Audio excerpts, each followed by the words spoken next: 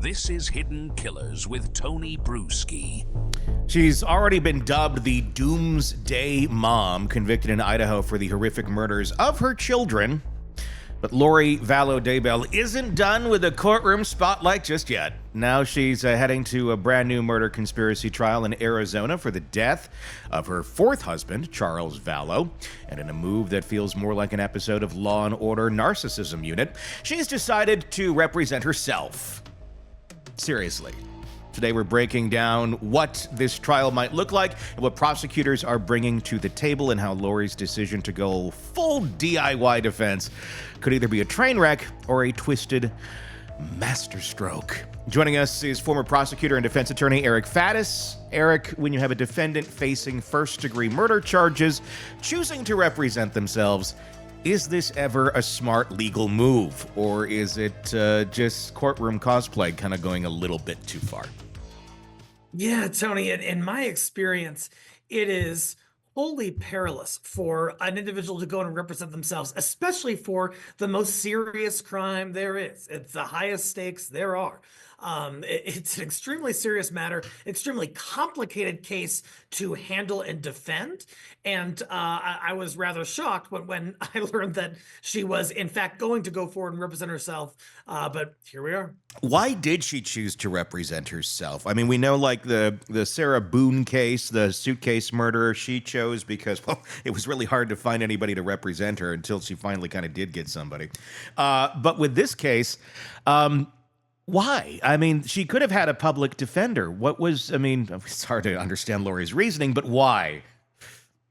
Yeah, as far as I can tell, she's not really a creature of reason. And so I'm not sure what her thought process was. Sometimes when folks choose to represent themselves, it is because they want control, that they want to be at the helm. They want to be making decisions.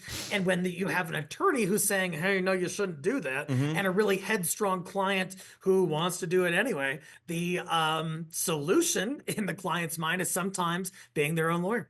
Wow. Have you ever seen a case where this works out well, where the defendant decides to do this? Maybe someone of a little bit sounder mind than Lori, that just, they got it down. Maybe they have a little legal experience. Maybe they watched a lot of Judge Judy and they thought they could handle it. I mean, have you ever seen it happen? There was one case that I covered for Court TV. The gentleman's name escapes me. There was like a drug issue involved and someone got killed, but this guy was really on top of things. He had a reasonably good grasp of the evidence. He was able to respond to objections. He was coherent and cogent, and those are just not characteristics I've really seen Lori Vallow Daybell exhibit yet. From what we've seen in the pretrial hearings and motions and all that, this already certainly looks to be a train wreck. I guess why? I mean, is this going to work? Is this trial going to get to a completion? Because the way she talks right now, and I'm not going to play a gazillion clips because we've already done it, it's word salad. I mean, she doesn't seem to even understand what she's talking about at all. It's just randomness. It's words that don't make sense in context. It's a lot of just generalities that have nothing to do with anything. And that judge, my God, he has patience. But are we going to see this come to completion, or at some point are they just going to have to say something like, look, this isn't working? I don't know. Can they at some point say, look, this is not going to work? Cases involving pro se defendants have a higher likelihood, in my opinion, of resulting in a mistrial because the defendant doesn't know the rules, doesn't know what they can and can't talk about, doesn't know courtroom decorum and how to observe all of the strictures that are associated with a high-profile murder trial. And so, could Lori Vallow Daybell kind of step in it and do something eccentric and bizarre and totally out of line with typical courtroom conduct that results in things being so patently unfair that they have to require a mistrial? That's at least a possibility here. She was found, or there were some questions as to her competency before, but I guess the judge is satisfied that she's got enough up there to go forward right now. If you could predict, like, what, in terms of decorum, in terms of courtroom procedure, obviously she has no clue what she's doing. I think she'd have difficulty ordering something at Starbucks, more or less, representing herself in court. What are the top 3 ways you could see her destroying this, where the jury ends up hearing something and they have to declare a mistrial? What are the 3 most likely ways that could occur in this case? I've seen it before, at least come close to a mistrial with like interruptions and outbursts and just speaking out of turn, talking about things that have zero relevance to the case. So the jury is only supposed to hear information and evidence that pertains to the charges alleged. But if Lori starts talking about, being some deity and otherworldly dimensions and what have you, could that make things go so far afield, so far off track, that the judge says, hey, this is no longer resembling a reasonable trial and we have to order a mistrial? It could happen. If they order a mistrial, what do we do? I mean, obviously there would be another trial, I would think. You can't require someone, I guess, to have an attorney. I mean, could this be a really weird loophole where this indefinitely goes on until she's dead, basically, where it's like, no, I'm going to keep representing myself every time. And every time I do it, it ends up being a mistrial because she gets so out of control. I mean, at some point, do they just say she's not competent because she keeps destroying every trial that they put together for her? I mean, this is a costly thing to do over and over and over with a crazy person.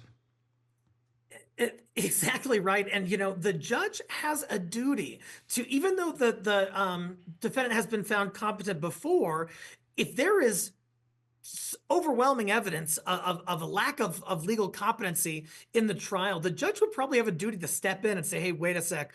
I just don't feel like she can adequately represent herself in this.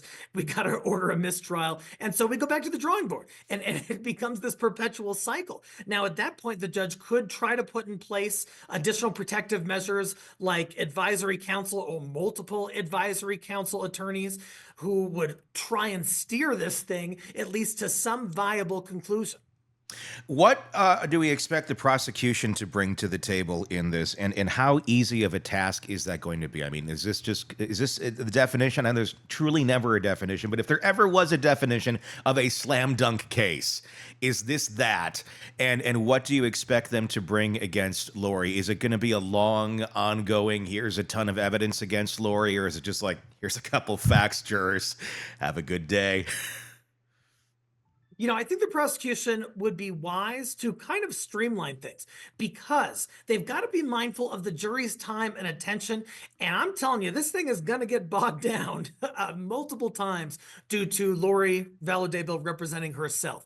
And so the prosecution doesn't want to drag this out, put on unnecessary evidence. I think that they should identify their most cogent and compelling witnesses and items of evidence and really hang their hat on those and try to avoid any sort of eccentricities and bizarre behavior that could possibly shut down this trial midway through.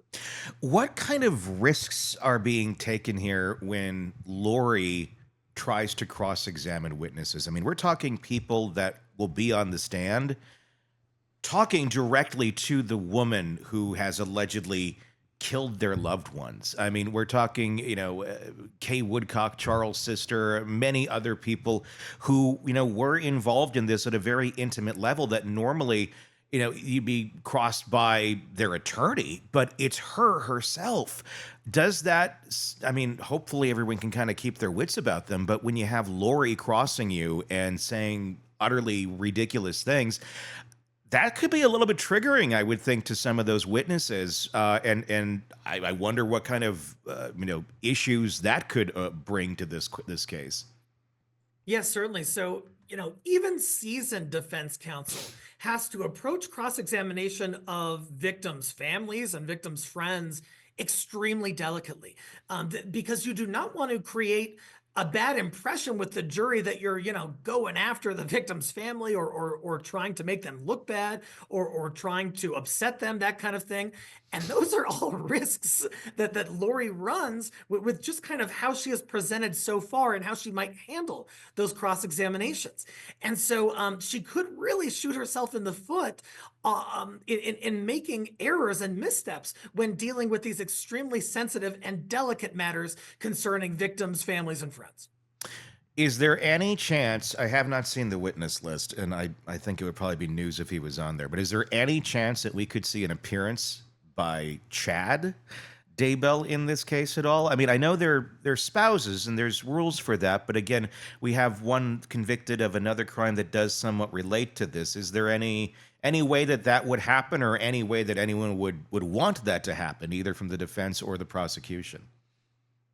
Tony, Chad does have some ancillary involvement in this case regarding the killing of prior husband Charles Vallow, because there's an allegation that Lori was cheating on Charles with Chad. So he's involved, and folks who are involved are subject to being called as witnesses. Now, I think that could turn things into such a circus that the prosecution might be weary of doing that. They might say, hey, look, I have enough evidence. I'm not going to play into any sort of bizarre antics, and I'm not going to call Chad. But on the other hand, they could, because Chad has engaged in criminality with Lori. They are sort of in league together, and it's a possibility, and certainly one that has some fireworks to it. It does, and it makes you wonder, like, is it worth playing that hand? It's like you already have like a royal flush. It's like, do we bring Chad in just for the show? I mean, obviously that's not a legal tactic. Nobody's going to want to do things just for the show. You want to win. Yeah, I mean, does it create more potential issues than it would anything positive, or trying to meet the goal of convicting her on this if you're the prosecution? The prosecution has to be careful about admitting what are called extrinsic acts. So information and evidence that, although it might have some relationship to the case, it wasn't, Chad, there's no allegation that Chad killed Charles, for example.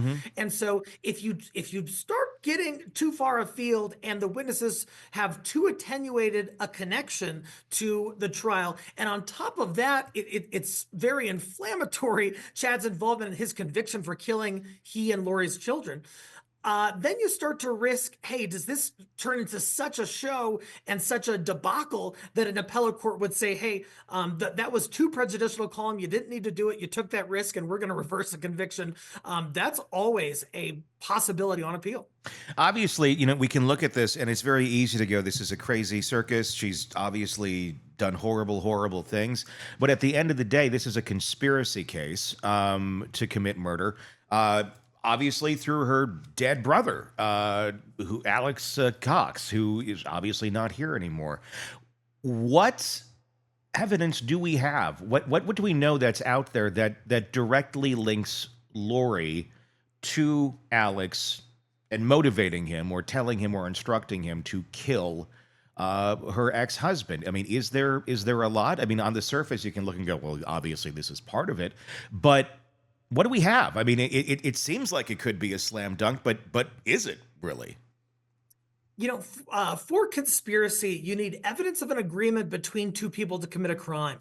My understanding is that there are alleged text messages between Alex and Lori talking about missions and talking about removing obstacles to this, to Lori ushering in the apocalypse, and that was veiled language for killing Charles Vallow. On top of that, Lori did have a motive. There was an insurance policy that the prosecution is saying Lori wanted to avail herself of.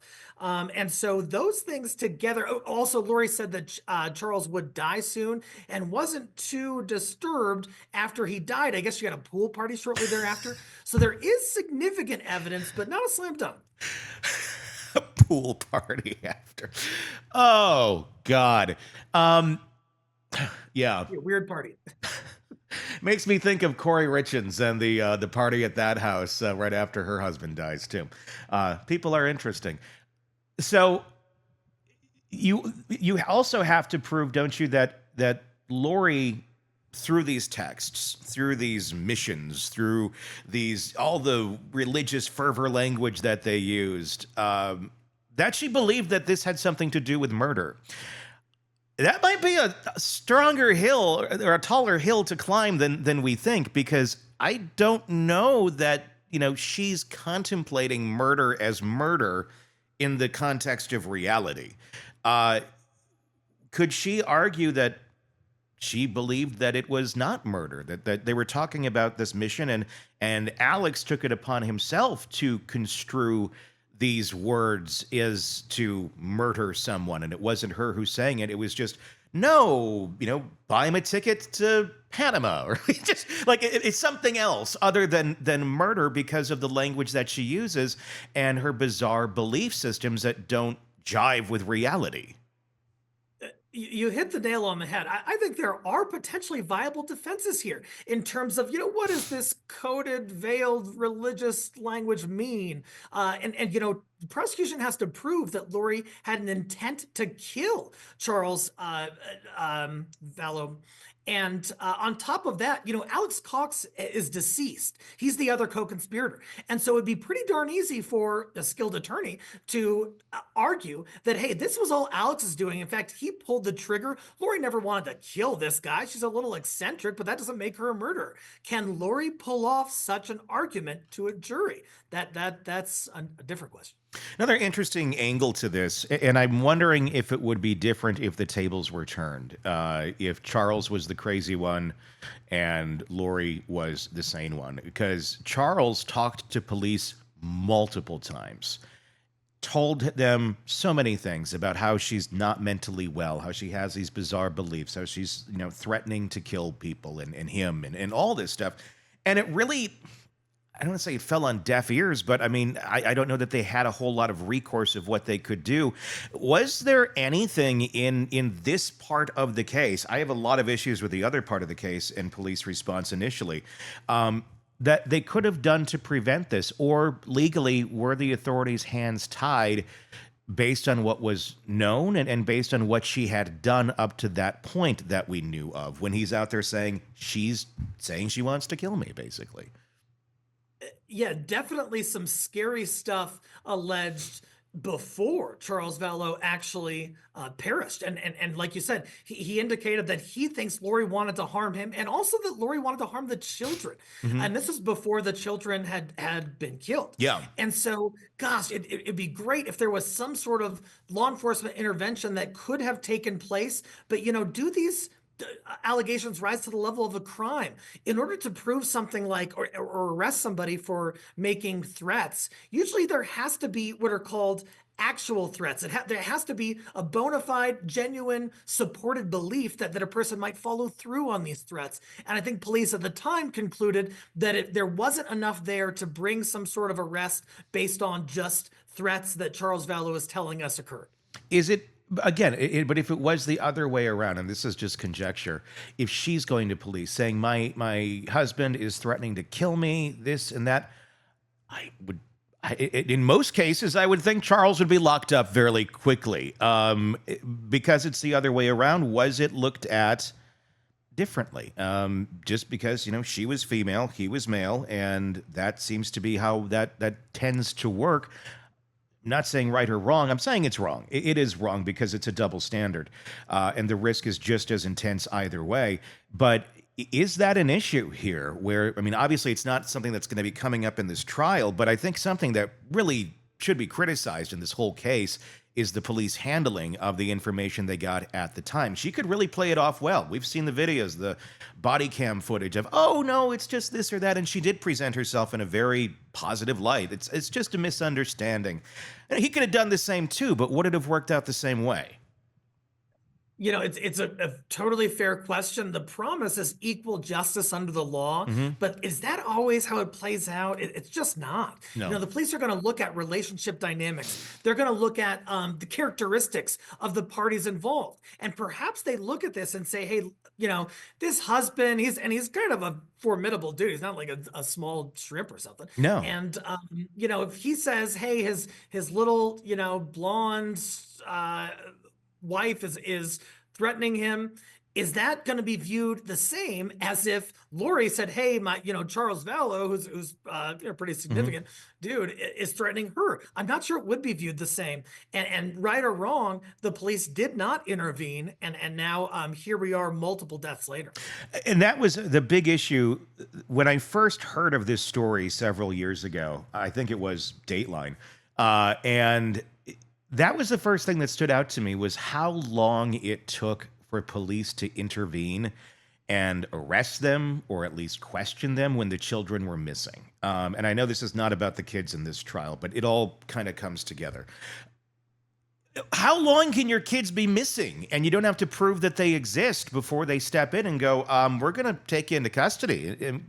Produce your kids, never producing the kids, like months. Like, that seemed to be a bit extreme. Was this just something, when we look back on it retrospectively, that just kind of slipped through the cracks, as so many cases do? I mean, you look at the foster care system, we look at all of that, and there's many times where these kids just slip through the cracks. Is this just another one of those that ended up getting such a larger spotlight on it because of how heinous the crime was?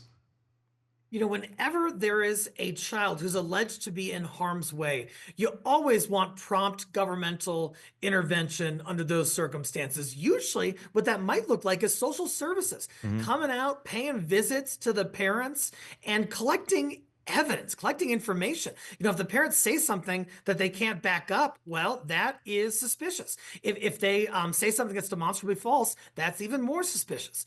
It's easy to say in hindsight that other things should have been done, of course, but the hope is that there is valid governmental intervention that protects children and ultimately prevents this kind of thing from happening. And there have been cases where social services intervened and the children get out of a really dangerous situation. That's not what happened here. Well, and they just took her at her word. Like, oh, they're over there. Okay, ma'am. I mean, there really wasn't a whole lot of proof that she had to make. I mean, you had the Woodcocks calling and saying, hey, my grandkids are missing. I don't think this is right, over and over and over. And okay, well, let us go look into it. Oh, she says that they're fine. Case closed. That seems to be how this went. And again, on this case with Charles Vallow, it was self-defense. Took him on his word. Were you surprised that there wasn't any sort of investigation into this, especially with the fact that there was body cam video of Charles saying to police, she's going to try to kill me, and then he ends up dead? One of the first things as a former prosecutor that I would look at if there was a domestic violence related murder allegation is I pull all of the police history in terms of contacts with their property. Have the police ever had to go out to the home before? Have there been prior reported disturbances? Has anyone reported a threat, which Charles Vallow did report? You look into those things because on the scene, when you have a dead guy and the person who shot him, and the person who shot him says, hey, this was self-defense. Well, the dead guy can't speak for himself.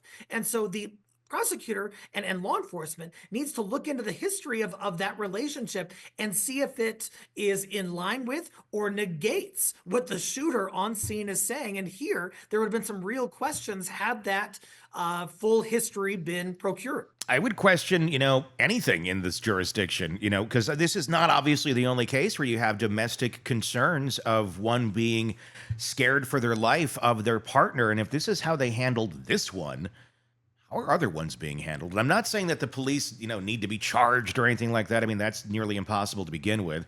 But seriously, take a look at these policies and how these things have been handled, because obviously a lot of people ended up dead where I feel like there was a lot of opportunity to intervene and stop this mad woman and her crazy husband from going down the road that they did.